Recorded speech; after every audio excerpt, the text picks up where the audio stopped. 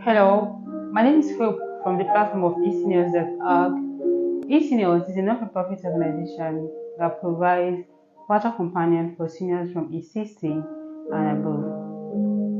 Virtual companion is basically designed to provide emotional support for seniors and companionship for seniors who feel lonely and isolated from their communities. And this is done remotely through the usage of video chat technology. So today, I want to specially welcome you all to today's book reading section. We have been reading a book from Alice Ageye titled The Unexpected Joy at Dawn. We've done several chapters, so we're going to be starting off from where we stopped. Listen as I read.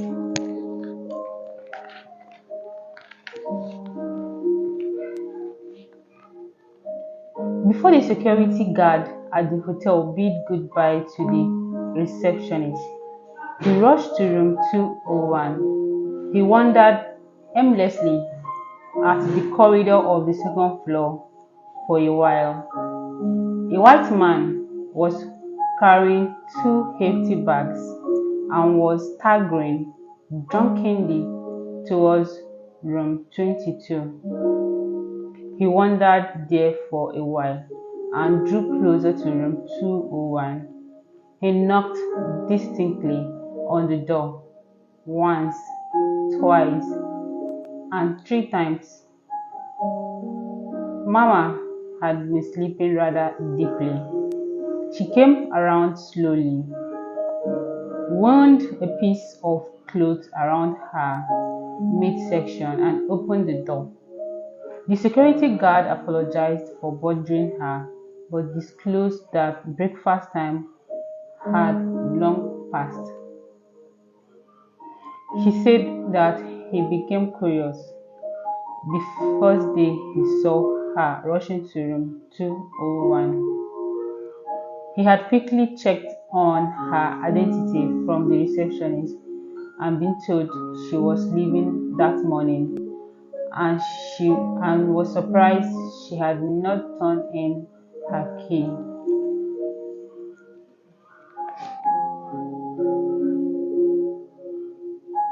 He told Mama that the cleaners had to clean the room before 10 o'clock.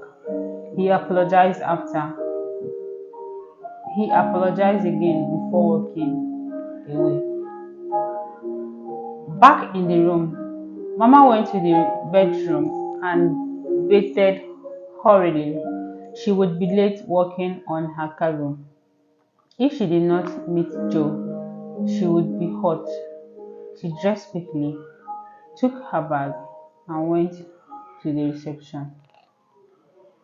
The receptionist, a young man in his late 20s, regarded her amused. She surrendered the keys and waited while the receptionist checked the entry cards and the out forms of previous day. The security guard had wanted to say hello to her before he left, but just at the moment, she was already rushing out into the parking lot.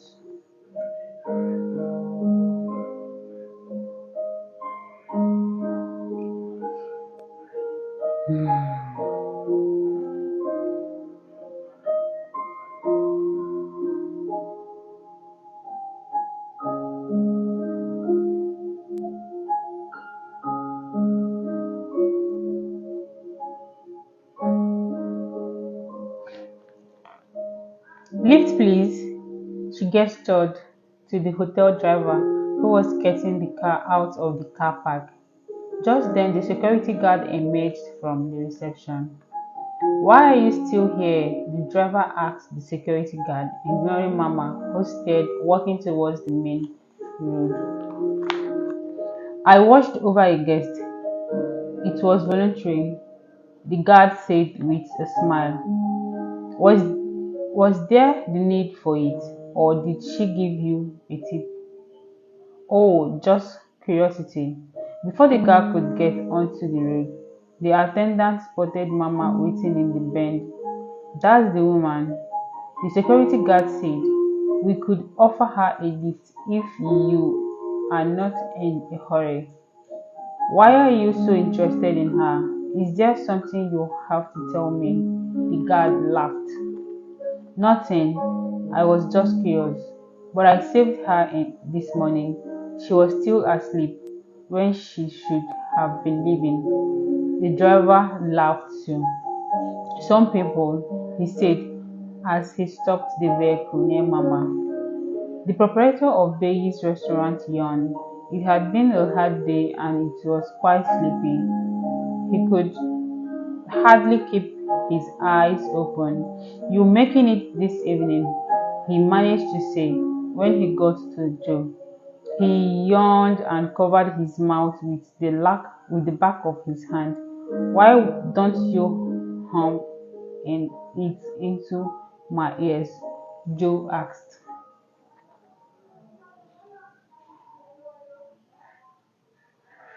Hum it, he said. He smiled and said, "I get you." He laughed for a long spell, coughing in between. "I don't think anyone heard me." Having said so, he sat by a table near Joe. "The rain is playing games with us." "Joe, it starts and stops suddenly," he said. Joe lit a cigarette and blew the smoke upward. "Don't leave me out this time," the proprietor said. "I need gold for a customer. He tells me he needs it badly." He called, he laughed. The game is on it. The game is on again, Joe.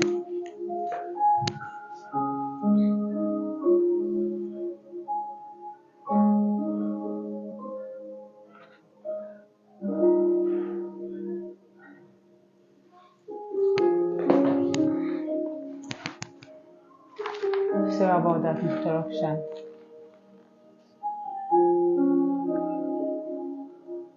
"But this will be the last," Joe responded. "What do you mean, Joe? Your last?" "That's nonsense, and you know it. What do you take the customer for? You don't abandon a good job because a few people have been arrested." Joe dropped the cigarette. "I mean what I said. I'm taking a wife." And the amused proprietor was beside himself with curious inclination and did not let him finish. "And she asked you not to win gold or diamonds. What kind of woman is that? Has she worked some magic on you, Joe? Tell me something sensible." "And she asked you not." Joe looked rather relaxed and his reply didn't take long to come. "It's nature's way of doing things. Perhaps it's my way of starting to walk to heaven." The proprietor laughed, and the laughter echoed throughout the hall. Joe's message descended on him like a hawk, and he struggled to digest the meaning and import. He realized that his friend was serious, and he did not want to upset him. He congratulated him and was intent on knowing what he would do about the gold and diamonds business. Joe was ecstatic, telling him about Mama as if the marriage rites had been already done and the relationship consummated. His friend told him it was great. It gave him impetus and he was ready to share his thoughts with him. He called him of his intention to go into mining if the new minerals law was passed. He saw his instinct driving him further and further, and his friend warmed up proportionately to it, though he was not happy Joe had kept all this to himself.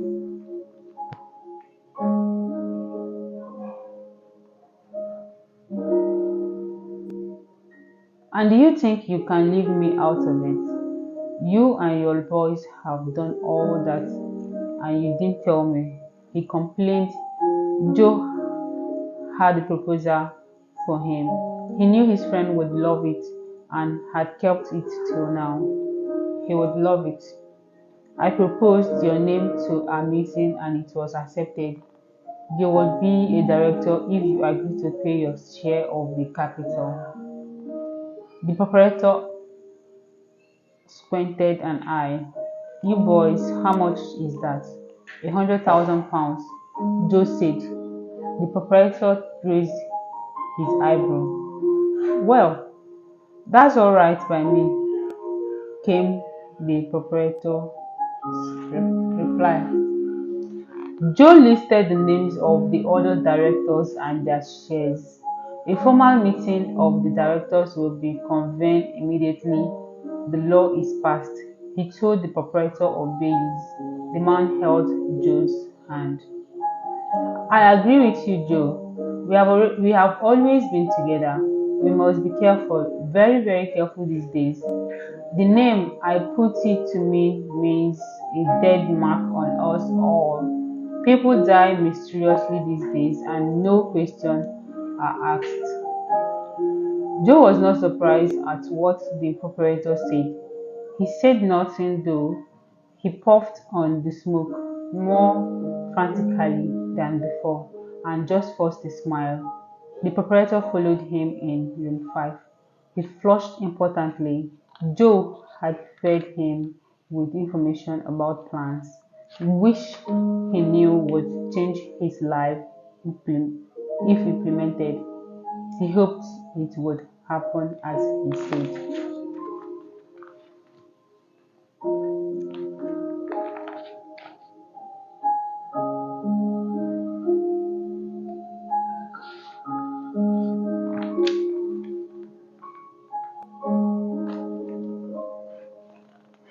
When Mama opened the door to room 5, Joe was there waiting. She tried to explain the cause of her lateness, but Joe did not need any explanation. That's all right, he said. He got up and directed her to a seat. He was already planning their marriage and felt tremendously comfortable with the idea. It was the first thing he talked about. Do you mind if I contact your parents at once? He asked. My parents, she said, leaning backward. They are dead. I'm sorry, he remarked. I didn't know. That's all right. She took her head. She shook her head. And you have no other relation apart from your father and mother. She closed her eyes momentarily. No. You want me to drop the matter? I didn't mean that. We'll have it blessed by Amen Christ. Amen Christi, that's a strange name, he said. What's it? That's the church I attend in Nigeria. The members are friendly. The priest is a father to me, and I think you will like him too. He picked up an object from the table. See, he said, and clenched his fist. He placed his fist in her palm and emptied it into her palm. She opened her mouth when she saw what she held in her palm. This is incredible, absolutely incredible, she shouted. She examined the thing that she held in her hand closely and looked up at him, her eyes constrained. Is it imagination or real? She asked. I can't tell, he joked. She laughed. Joe, not too long ago, someone sold me a ring just like this one for 2,000 cedis. It turned out to be an imitation. That man's name, the police told me, was I put it to me. Have you heard the name before? I have heard it before, but I don't know he is. He elusive, but the police believe they'll get him. He moved closer to her and collected the ring he had just given to her from her. This is good, a real good ring. It's the wedding ring, he said and handed it back to her. She examined it again, looked at Joe's face, smiled and grasped the ring in her palm and lovingly breathed over it. He took the ring from her and put it to one of her fingers, saying, "Mrs. Owurako." "Oh, Owurako," she said. "That's my name and that's your name too." She smiled. Her imagination ran riot. She imagined all her fingers being gold. "Let's get to my house over my house, ours. The cage for the birds are ready." He held her hand. She smiled and followed him. When they arrived, he opened the front door for her to enter. He looked conspiratorially at her and closed the door after they had entered. Then he locked it behind him. They had arrived home. Mama thought about Immerse. She thought that at the time at Eba, the missionary and teaching crusade of Immerse had got underway. The plan was the 50 members of the church were to go on the crusade. They were to be divided into groups, and each group went from house to house. Mama regretted her not being present on the first day of the crusade. She sang as she prepared the beds for escort. Joe was more meticulous. He put some of the gold and diamonds into pieces of hallowed over bamboo stick, each a foot long, sealed and the open ends and tied stick to the lower part of the cage. Mama rested on a sofa and watched him with contentment. Occasionally, she teased him or urged him on. Joe enjoyed her jokes. Finally, it was done and lifted the cage and nodded to her. "That's okay." "That's a lot of work for one day," she said. It's a lot of work. It's a lot of hard work." He walked to her, smiling and enjoying himself. He sat by her, boasting that the 2 months West had taught him lessons about life. The inactivity of the Dagger group had also led the guards at the mines into thinking that the Dagger group had broken up. On the side of sales, he told her new and better ways had been found to smuggle gold and diamonds without the Abugas being arrested. He disclosed that the country's Society for the Protection of the Wild Animals was taking government into banning the sale of and or trade in parrots and was close to success. Adverts on the ban were already appearing in some of the newspapers. "Exports may be outlawed soon," said Joe. What would you do if they did that?" she asked. "We will find new ways. I told you I may not do it this way again. New business is waiting for us. Together we will do mining the proper way. We will not offend the law." "Are you sure of it? Real mining? Trust me, I don't want to be running from the law of all my life. Now I'm sure I can live like any other good citizen. It's my pledge to you that God willing, I'll be a good man and a good husband to you." "Thank you very much. You make me proud," she said. He did not answer. He remained silent after he stopped talking. He suddenly did a review of the plans for going to the mines. He and his Zaga group were going to the Nugu mines in the evening, and he had to prepare towards it. He would meet some of his colleagues in the forest. Just this once was his last, he assured himself. He would not have to do such an operation again. He would stop and it would be soon. It was about 200 kilometers from Accra to the nearest mine site. He planned not to go in his car. Times were rough.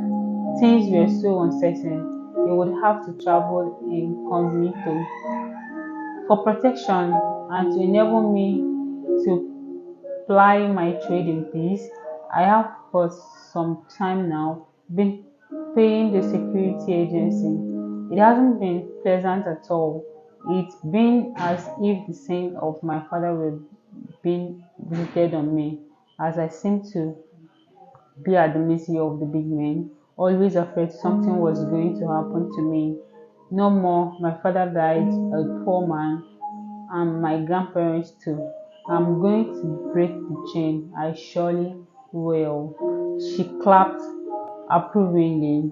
It's like that. Somebody has to be the point of departure. I will support you all the way. Count on my support. He liked her sharing words and encouragement. I love you so much, he said. He took a pen, scribbled some notes in a small notebook, and nodded towards her direction. We shall soon be the richest married couple on earth, he boasted. Mark my words, we are going to have our own mining company, and believe me, we are going to chalk success after success. That would be marvelous, she said, laughing. She joined him to pack the cages into the Nissan pickup and they drove off to the airport.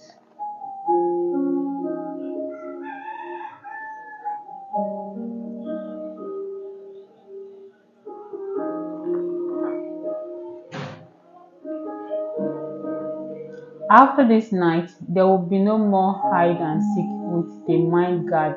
It's possible to have a thin white sheet in life. As they got near the airport, Mama looked at the police station on the left side of the road. She was tempted to visit the old police officer on her case, but she hesitated. She was in no mood for the police business, and the issue was becoming insignificant. The trees along the airport street came rushing towards him.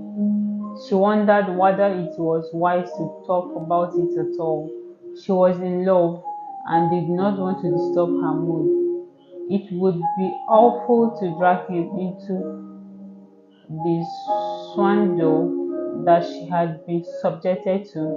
She had she had got a lot of gold and might get more. She looked at the gold ring on her small finger. Our wedding will be a great occasion, she said. He smiled. They got to the cargo section of the airport and she alighted from the vehicle. Joe helped her to carry the cages to a room and hurried back to the car. Mama followed him, calling Joe, Joe. A short distance from the car park, she stopped. He had also stopped and was looking at her, amused. She raised her hand, spreading out her fingers. Joe saw the ring. He resisted the temptation to run onto her. He closed his eyes and put the car into gear. Before he turned on her, he closed his eyes and put it into gear. Before he turned to her again, she was waving. The speed of the car rose speedily. He did not look back. Only the engine roared and he concentrated on the steering. He didn't want to be forced back because he felt like going back already and he had to fight to keep the feeling at bay. In a moment, the mines came into his mind again. Meanwhile, Mama went through the formalities at the cargo section without the least bother. She collected the invoice on the goods and continued to the airport building. Her flight was for 14 GMT and she calculated she had 2 hours to idle around. She walked to one of the duty-free shops at the airport and looked at the dresses displayed in the shops. As she searched, Joe came into her mind and would not leave. She left the shop, rushed back to a seat on the first floor of the building, and sat down. Cautiously, she planned her wedding. She decided who the bridesmaid would be.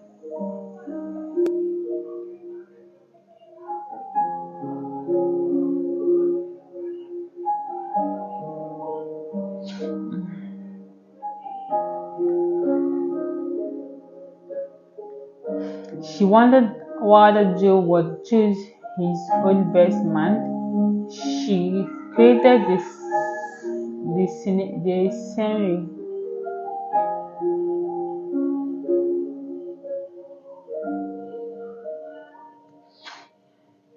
She created the scenery.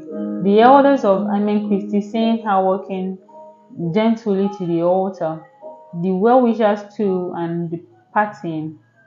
What would Ebook say? She conjoined. Ebook would laugh and laugh. Ebook would surely be happy for her. She was all wrapped up and speechless. It was like a pearl of a diamond in her mind.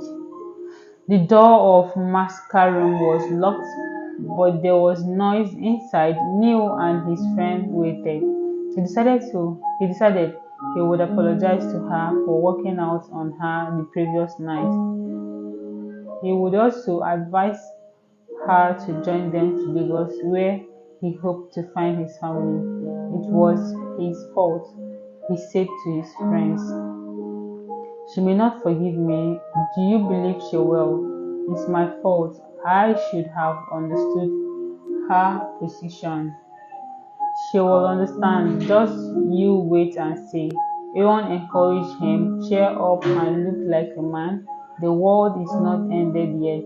He continued, holding him and looking at his face. That's all. Look genuine and be a gentleman. He rubbed his cheek and gave them gentle slaps and smiled. You look great now. You do. Neil led the way as they turned to the hotel once more, their movements slowly as they got nearer to the door. He knocked distinctly 3 times on the door and waited. He was wearing the jeans presented to him by Mashka. He did not know what welcome to expect, but was patient. Without warning, the door opened. 3 women were standing over Mashka's bed. Neil rushed forward. What's happening to her? He demanded. Masha was writing in pain on the bed. No one responded to his question. He recognized one of the ladies in the room as the one who had been with Master when they met at the storehouse. The table had been overturned and her clothes were scattered about in the room. Neil spotted a chamber pot filled with blood. He drew closer to the bed. He did not know what to do. He looked at the bloody vessel and feared the very worst. What if she was dead? The very thought was intimidating. He felt a chill come over him. He felt drowsy and almost collapsed. Hey, he shouted, steadying himself. Why don't you take her to the hospital? We don't have papers. You may help us if you have. Neil was steady once more. That's nonsense. She is dying and you talk about papers. One of the ladies spoke. If you doubt us, you may try taking her to the hospital without having papers.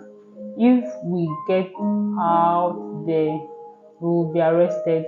The hotel proprietor has warned us not to compromise his position. He has threatened to throw us out before the immigration gets wind of this. He's afraid.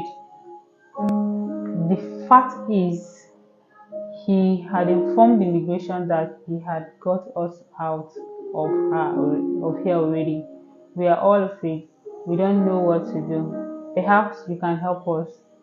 Nick crossed to the bed and lifted Marshall up. I'm going to the hospital. You may wait for me here, he said. He carried the supine marker and made for the door. Her body was cold. She had stopped breathing and her eyes were fixed. She was dead. He stopped at the door and shook his head. Tears began rolling from his eyes. Mash, mash, he cried and returned her to the bed, fell beside her and snobbed.